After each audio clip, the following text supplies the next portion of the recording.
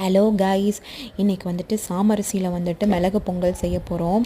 நிறைய பேர் இந்த பொங்கலை வந்து பச்சரிசியில் வந்துட்டு செய்வாங்க.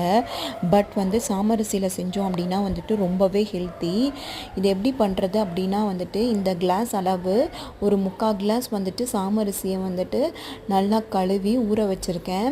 இது வந்து ஒரு 15 to 20 மினிட்ஸ் ஊற வச்சுக்கோங்க. அதுக்கப்புறமா 2 துண்டு இஞ்சியை வந்து குட்டி குட்டியாக நறுக்கி வச்சுக்கோங்க. அதுக்கப்புறமா ஒரு சின்ன குக்கரில் வந்து பார்த்தோம் அப்படின்னா நல்லா சூடானதுக்கப்புறமா 2 ஸ்பூன் ஆயில் வந்து ஊற்றிக்கோங்க. அதுக்கப்புறமா வந்துட்டு ஒரு 3 ஸ்பூன் அளவு வந்து பார்த்தோம் அப்படின்னா நெய் வந்துட்டு போட்டுக்கோங்க. இந்த நெய் வந்து பார்த்தோம் அப்படின்னா லாஸ்ட் வீடியோவில் வந்துட்டு பட்டர்லேருந்து நெய் எப்படி காய்ச்சுறது வீடியோ வந்து நம்ம போட்டிருந்தோம் இல்லையா, அதில் காய்ச்சின நெய் தான். ரொம்பவே வாசமாக இருக்கும்.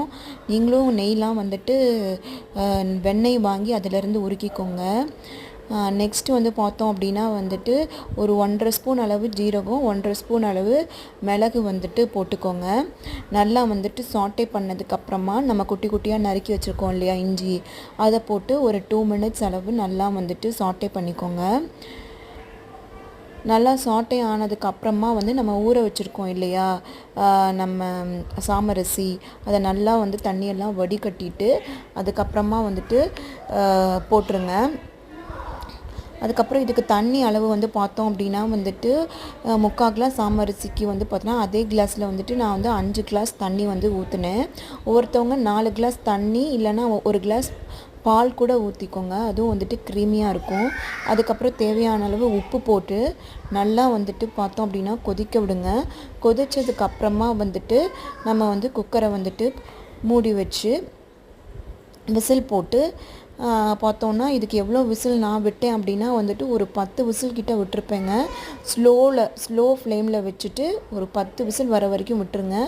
அதுக்கப்புறமா ஆஃப் பண்ணிவிடுங்க. அதுக்கப்புறமா கொஞ்சமாக ஒரு 2-3 ஸ்பூன் நெய் விட்டு இதுக்கு வந்துட்டு கிஸ்மிஸ் முந்திரி வறுத்து